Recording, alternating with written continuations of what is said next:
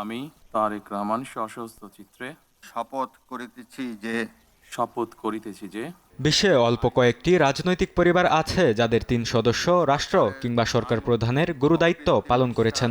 বাংলাদেশের প্রধানমন্ত্রী পদে বিএনপি চেয়ারম্যান তারেক রহমানের শপথ গ্রহণের মধ্য দিয়ে এ তালিকায় নাম লেখাতে যাচ্ছে জিয়া পরিবার। বাবা শহীদ প্রেসিডেন্ট জিয়াউর রহমান ও মা বেগম খালেদা জিয়ার পর দেশ পরিচালনার দায়িত্ব নিচ্ছেন ছেলে তারেক রহমান। যথাবিহিত আচরণ করিব।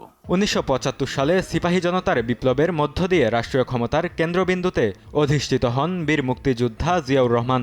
১৯৭৭ সালে তৎকালীন রাষ্ট্রপতি এএসএম সায়েম পদত্যাগ করলে বাংলাদেশের রাষ্ট্রপতির দায়িত্ব নেন তিনি। তার হাত ধরে প্রতিষ্ঠিত হয় বাংলাদেশ জাতীয়তাবাদী দল বিএনপি। এরপর নানা রাজনৈতিক উত্থান পতনের মধ্য দিয়ে ১৯৯১ সালের জাতীয় নির্বাচনে জয়ের মাধ্যমে বাংলাদেশের প্রথম নারী প্রধানমন্ত্রী হন বেগম খালেদা জিয়া। পালন করেন দেশ পরিচালনার গুরুদায়িত্ব। তার মৃত্যুর পর বিএনপির হাল ধরেন ছেলে তারেক রহমান। ত্রয়োদশ জাতীয় সংসদ নির্বাচনে তার নেতৃত্বে নিরঙ্কুশ সংখ্যাগরিষ্ঠতা অর্জন করে দলটি।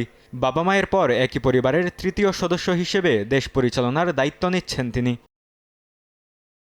রেইনবো অলরাউন্ডার এক্সটেরিয়র পেইন্ট বাড়ির বাহিরের দেয়ালের সুরক্ষা নিয়ে থাকুন নিশ্চিন্ত, সাথে পাচ্ছেন 10 বছরের ওয়ারেন্টি। ভারতের নেহরু গান্ধী পরিবার থেকেও ৩ সদস্য প্রধানমন্ত্রীর দায়িত্ব পালন করেছেন। ব্রিটিশদের কাছ থেকে ভারত স্বাধীনতা লাভের পর নতুন দেশের প্রধানমন্ত্রী হন জওহরলাল নেহরু। ভারতের সংসদীয় গণতন্ত্র প্রতিষ্ঠায় গুরুত্বপূর্ণ ভূমিকা পালন করেন এই নেতা। নেহরুর মৃত্যুর পর প্রধানমন্ত্রী হন মেয়ে ইন্দিরা গান্ধী। ২ মেয়াদে পালন করেন প্রধানমন্ত্রীর দায়িত্ব।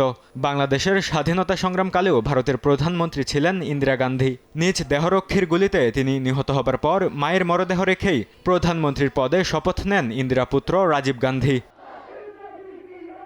পাকিস্তানের ভুট্টো পরিবার থেকেও ৩ সদস্য পালন করেন রাষ্ট্রের দায়িত্ব। ১৯৭৩ সালে পাকিস্তানের প্রথম নির্বাচিত প্রধানমন্ত্রী হিসেবে দায়িত্ব নেন জুলফিকার আলী ভুট্টো। এরপর পাকিস্তান তথা পুরো মুসলিম বিশ্বের প্রথম নারী প্রধানমন্ত্রী হন তার মেয়ে বেনজির ভুট্টো। পাকিস্তানের বর্তমান প্রেসিডেন্ট তার স্বামী আসিফ আলী জরদারি। শ্রীলঙ্কায় বন্দরা নায়েকে পরিবার ও থাইল্যান্ডে সিনাওয়াত্র পরিবারের ৩ সদস্যও পালন করেন প্রধানমন্ত্রীর দায়িত্ব।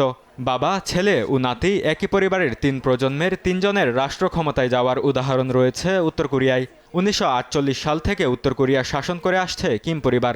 এছাড়া গ্রিস, নিকারাগুয়া ও পেরুতেও একই পরিবারের ৩ সদস্য পালন করেছেন রাষ্ট্রের দায়িত্ব। বরকতুল্লাহ, সময় সংবাদ।